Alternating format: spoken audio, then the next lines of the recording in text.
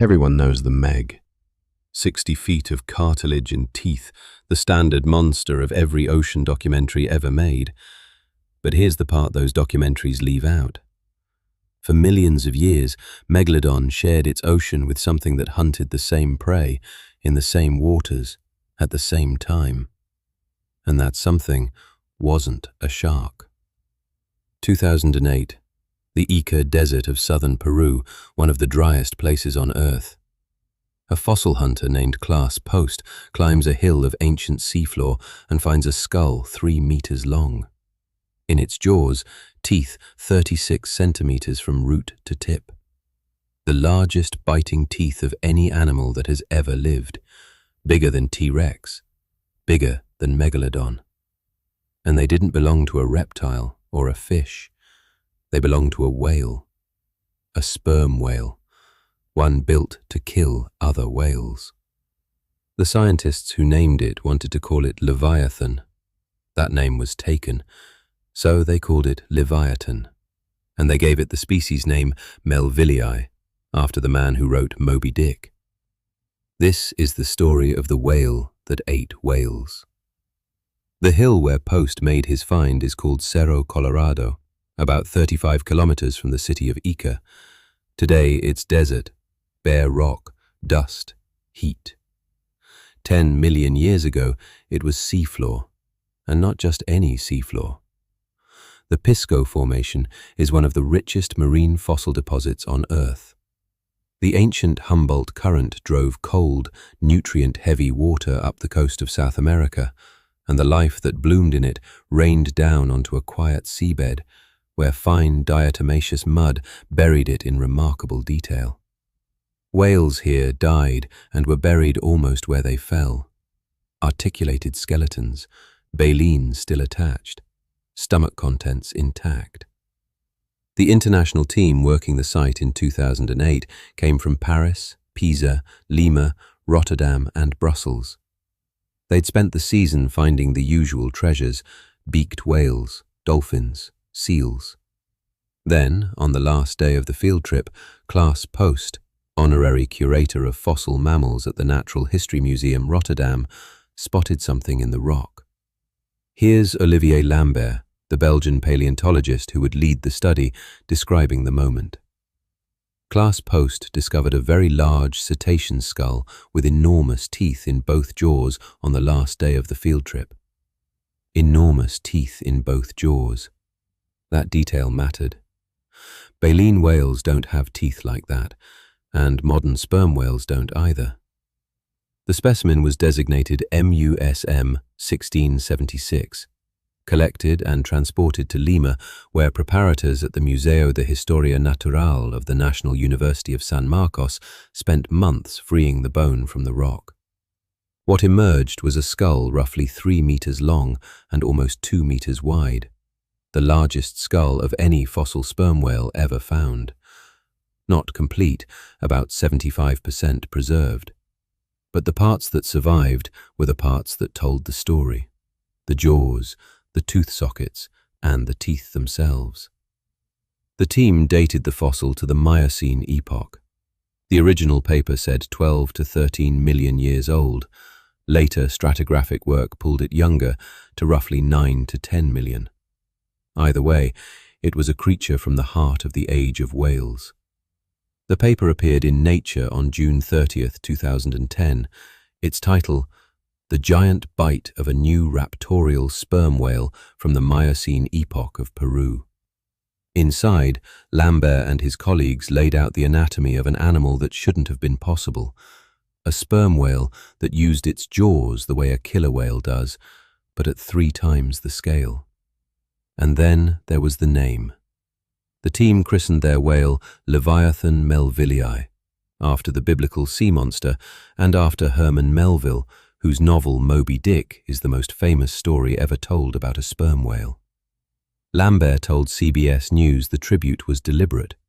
Melville's novel even includes a chapter about fossil whales. The name was perfect. It was also illegal. In August 2010, a month after the paper appeared, an erratum ran in Nature. The genus name Leviathan, the authors wrote, was already taken by a mastodon. In 1841, a naturalist named Albert Koch had used Leviathan for a fossil elephant he'd exhibited as the Missourium, or Missouri Leviathan. Under the rules of zoological nomenclature, the whale couldn't keep it.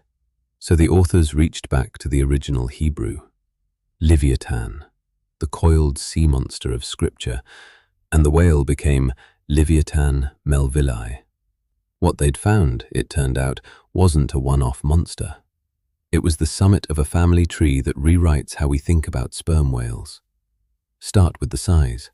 Livyatan is estimated at 13.5 to 17.5 meters long, comparable to a modern adult male sperm whale. But here's the caveat that matters. Every number in that range traces back to one skull. No postcranial bones have ever been found. No vertebrae, no ribs, no tail. The estimate comes from scaling the skull against two other whales, the modern sperm whale and an extinct relative called Zygophysita, and the two models give different answers.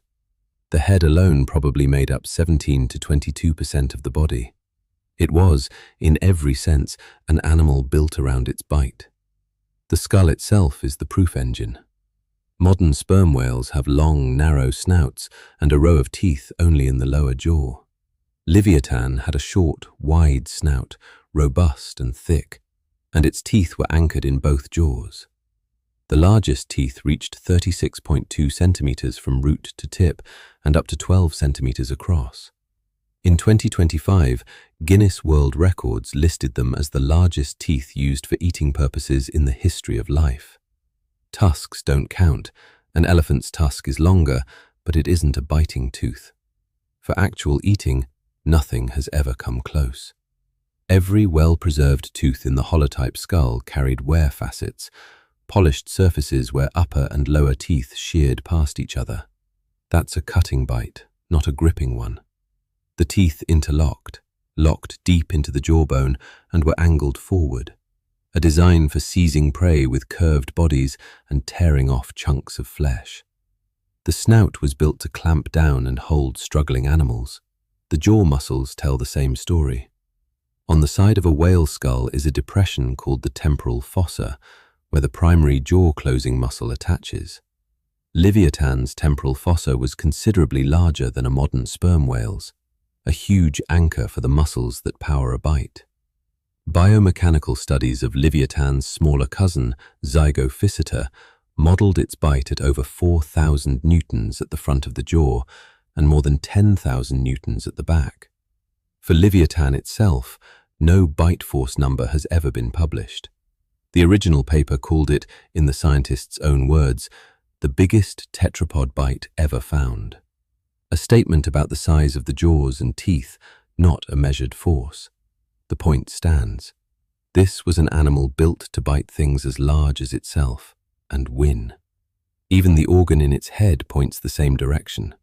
Sperm whales carry a massive fluid-filled organ in their foreheads, the spermaceti, which in the modern species is used for buoyancy and echolocation on deep dives. Livyatan had a vast basin on the top of its skull to house the same organ, but it probably wasn't diving deep for squid. Researchers have floated other uses for that huge head: echolocation, acoustic display, or a battering ram for fights, either against rivals or against prey. So what did it eat? The clue is in the neighborhood.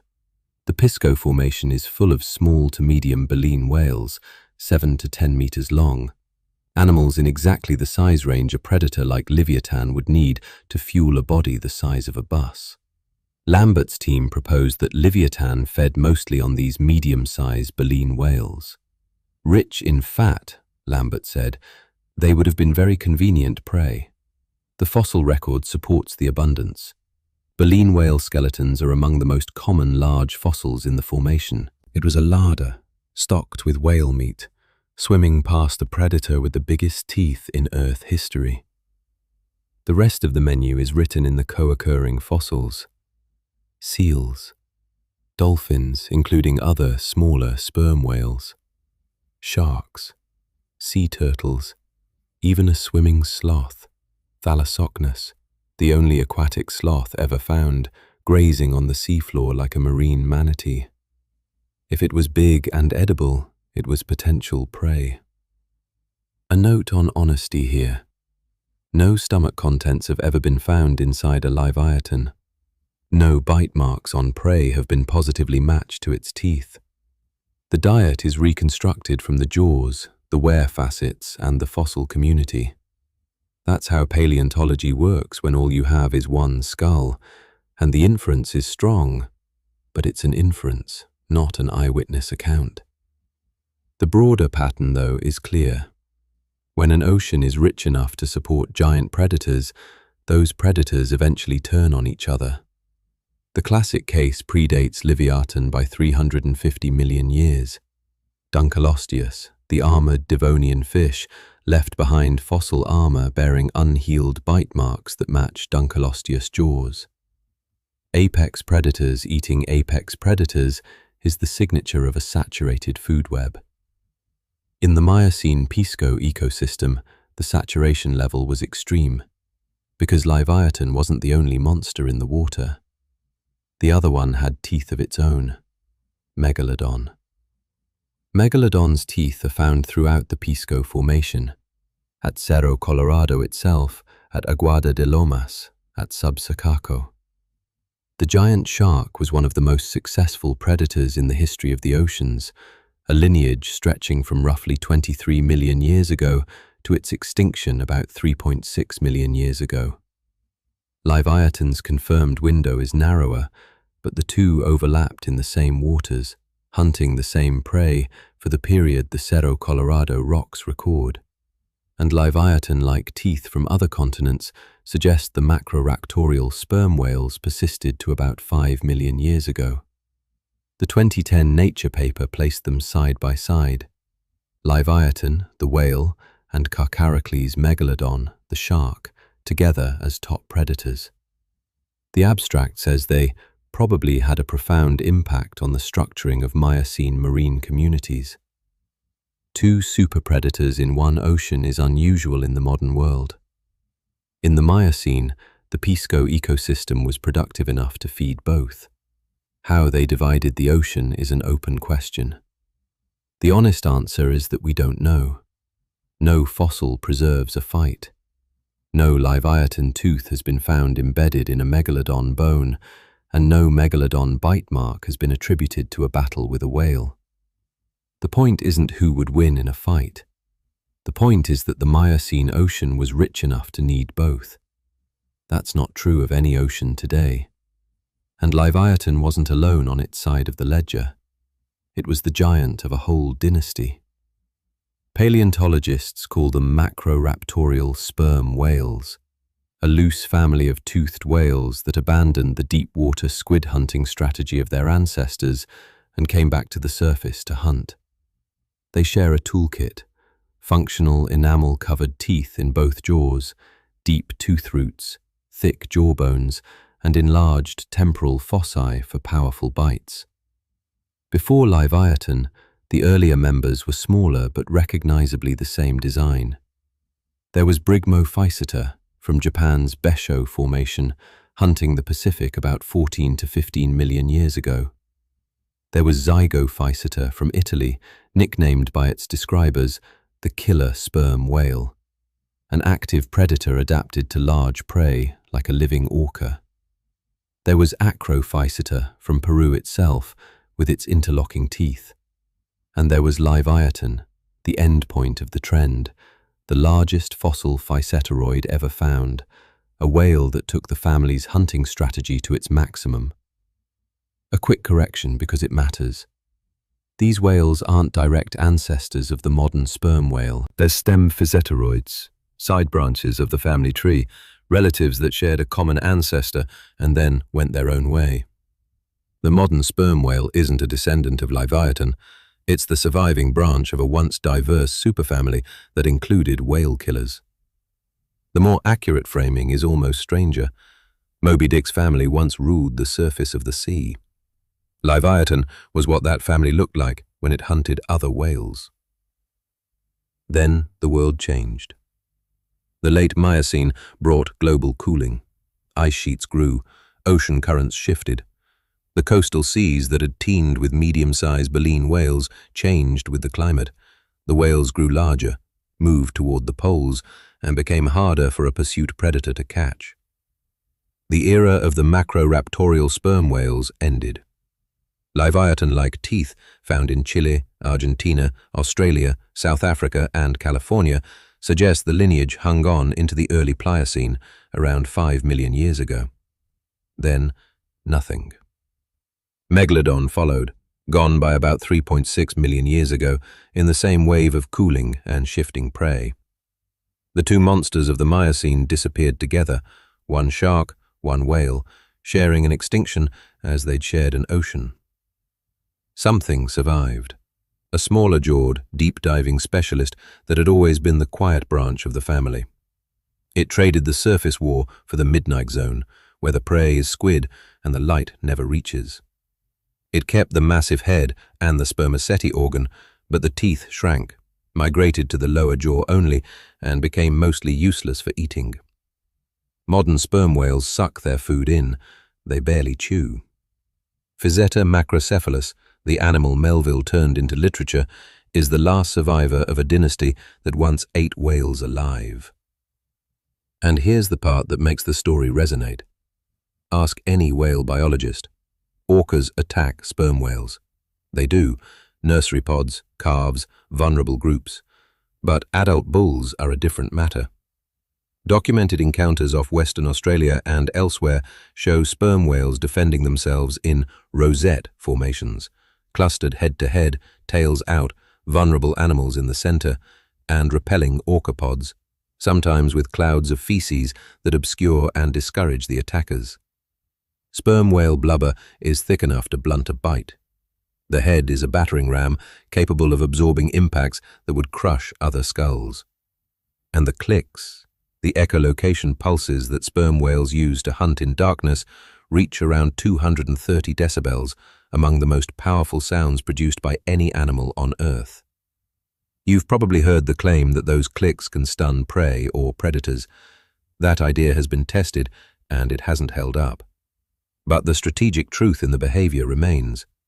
Orcas treat large sperm whales with respect, and one reason may be a memory written into the lineage. Whether the modern whale's defenses were literally forged in a Miocene arms race against things with foot-long teeth is unknown. That's speculation, not settled science. But the lineage that carries those defenses once produced the biggest bite in tetrapod history. When a pod of orcas goes quiet at the sound of a sperm whale's clicks, they are responding to an animal whose family has been dangerous for a very long time. The monsters are gone. The whale remembers. In 2010, the paper that named Leviathan called it a giant bite from the Miocene. But the bite isn't the story. The story is that the gentle giant of the modern ocean, the whale that babysits its grandchildren, that sings in codas, that refuses to flee from orcas, is the last survivor of a dynasty of whale killers that once ruled the surface of the sea. The Miocene had two apex predators. One was the most famous shark in history.